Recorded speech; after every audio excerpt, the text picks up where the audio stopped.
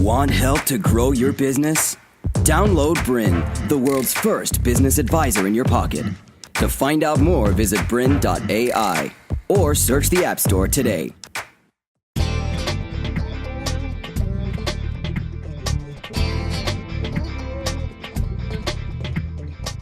Hi, welcome to How Leaders Behave, and today we're looking at setting up the 363 for Leaders feedback profile.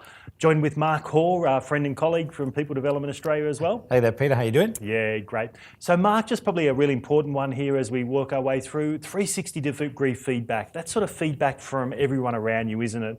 It's feedback from your manager, your direct reports, others, lots of people in this process to be able to get feedback from. Anybody you like, absolutely. It's a great, valuable tool to give you insights into how other people perceive you're doing what you're doing in the workplace. Yeah. So we know what 360-degree feedback is. It's feedback from a lot of people generated through an online survey, and then you get a report at the end. Today we're going to be looking at the Wiley product 363 for Leaders tool, aren't we? So it's a 360-degree tool. It's got some really fantastic features to it, but today we're going to be talking about how to set up the raters for this particular tool as well. Yeah, and to take the people through the process. So the fact that it is, so 363, do you want to explain why it's 363 and not 360? Yeah, so it is 360-degree feedback from everyone around you, but it comes out with 3 development strategies at the end. So leaders with these sorts of tools sometimes come out with at the end thinking, well, what now? What do I do next? This tool actually provides 3 development strategies that a leader should focus on. They're most of the time and most energy on. We know leaders development is pretty scarce. We've got finite time as leaders to develop ourselves. This one will come out with those 3 strategies. I remember when I ran through this product the very first time myself, as opposed to another product which I did, and what I liked very much about this, the product focuses on development as opposed to being critical. Yeah, there's a big distinction there, isn't there? Yeah, and I think some 360s will go through that process where they're a performance rating tool or something like that. There's some really horrible experiences out there with 360s. I think the good thing with this tool is that it doesn't use that anonymous feedback. So feedback is all written through selectable comments that are written in a constructive form as well, which is great. Yeah, and it needs to be used in conjunction with a coaching program. It's not just here's the report. Yeah, exactly. So unpack it through a coach or a mentor.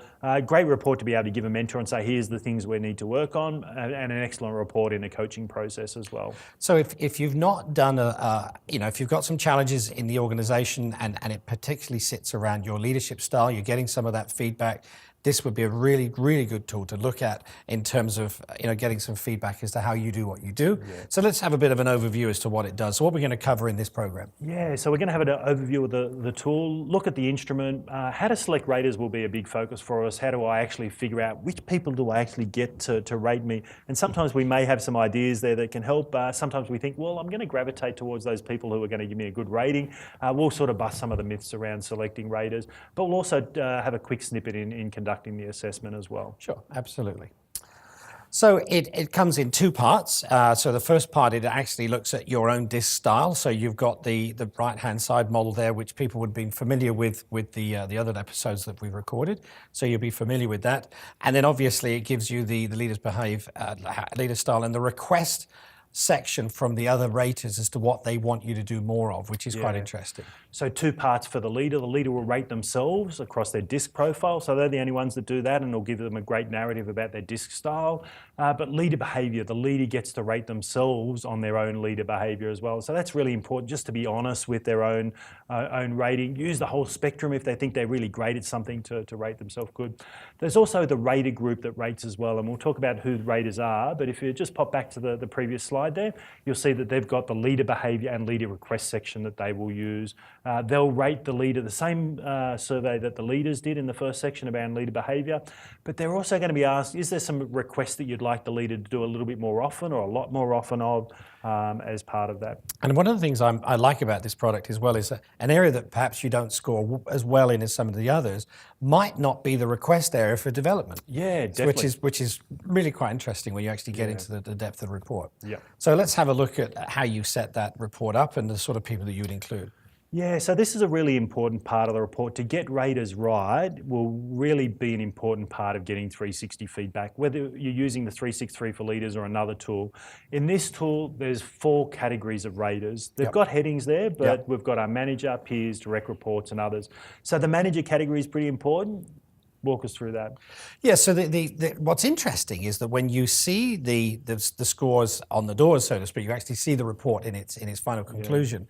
You'll often see that somebody will invest a great deal of time in developing the relationship with their manager, but the relationship that they had with other people in their rater group may not be. May be different. Yeah, absolutely. So it's a really great perspective to say, this is how my manager sees me, to get that feedback from, I think this guy's great, but the other feedback raters may be having some very different feedback because they're not seeing the same behaviours. Yeah. So each of these raters have a number of minimum raters that we can see on the next slide. We can see that we need a minimum of one person in the manager category. So you can actually put your manager in there as the rater. If a person's got more than one manager, they can put 2 or 3 managers in there. Sometimes I like to say, well, if you've got a manager that's quite new, maybe also put in there the manager you had in the last 12 months or something like that. So we've got on the screen here the minimum numbers of raters for this particular category. I've certainly had a couple of instances where, particularly where they're organisations that are based not just here in Australia, where people do have a number of direct reports, where you might have a direct report, but you also have a financial report, or you have somebody reporting into a personnel team. So it's a really good piece that you can have more than one. Probably the take-home point, if you've got one manager at the moment, they've been your manager for 12 months, you haven't got a dual reporting, pick that one person. Absolutely, yes. But otherwise, you've got the opportunity to put a couple of managers in there. The peer category is important. These are the people at our own level. So if we're a manager of finance or something like that, we might have an operations manager, we might have a little management group that we all come together as peers. They're the ones that we're sort of selecting for this category as well. So if you're running this, and this is, you might be doing this for your team, it's the guys that report to you, and it's their guys going to be reporting on them, so that they're the peers in that level. Direct reports, pretty obvious. Yeah, direct reports are anyone on a dotted line responsibility to your role is going to be important. So we know that the peers, you've got to select a minimum of 2. There's no maximum. So you may, if you've got 5 or 6 peers, put all of those 5 or 6 peers in your rating selection. Direct reports, this can be a little bit of a hard one. Some leaders have not got dotted line responsibility for direct reports. So if you do, put all of your direct reports in. If you've got 5 or 6 direct reports, put all those in. Sometimes if you've got more than that and there's a few people doing a 360, it gets a lot of rating, so maybe pick a little bit of a group of a sample. But in this case, direct reports also could be people, if you don't have dotted line responsibility or direct line of responsibility, you might be putting in people who work with you, who look for guidance from you or know about your leadership in some way. So it may not be a clearly defined direct report, but someone who you influence or manage could be what we could classify as a direct report. And then others is exactly that, isn't it? Yeah, the other group is a catch-all group, Mark. I think there's a really great opportunity here to use this as a bit of a free group. You can put something like other managers or other people within the workplace. It might be the front receptionist who knows you well and you give certain work to. Or maybe if you're new to the organisation, people that knew you well in your previous organisation. Yeah, it could be people in a previous organisation. Yeah, definitely right. So you might bundle up a cohort from a previous organisation in this other category. I was mentioning I did a program for a large financial institution, and they actually put clients in there. Yeah, so clients, suppliers, some of those sorts of things. You're probably looking for anyone who can comment on your leadership ability.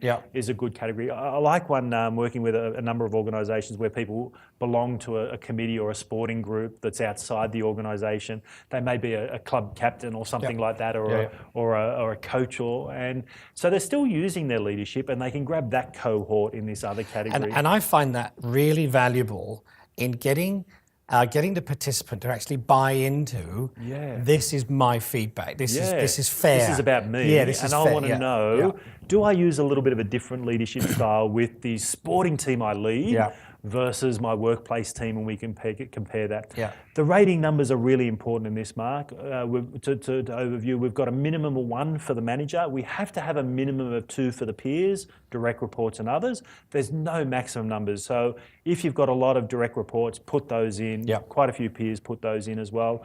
It is also important that you don't have to use all 4 categories. You might, if you think, well, I don't really have anyone outside I want feedback from, you don't have to include the other group category as an example. What I'd suggest, the more you can actually put in here, sometimes the better the validated sort of feedback is in some ways. So use all 4 categories if you can, but you don't have to. And if you do use all 4, you've got a minimum of 7 raters all up.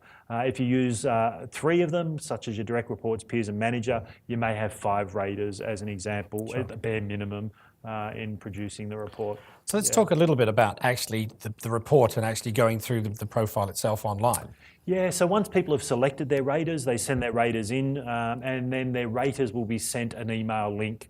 They'll be sent an email link, they'll click the link and they'll get a little bit of a screen here, something similar to what's on the screen. It is a Wiley product, so Wiley will be the organisation that will generate the report, etc. They'll click next, they'll put a few details in, and then be given some general information about the profile.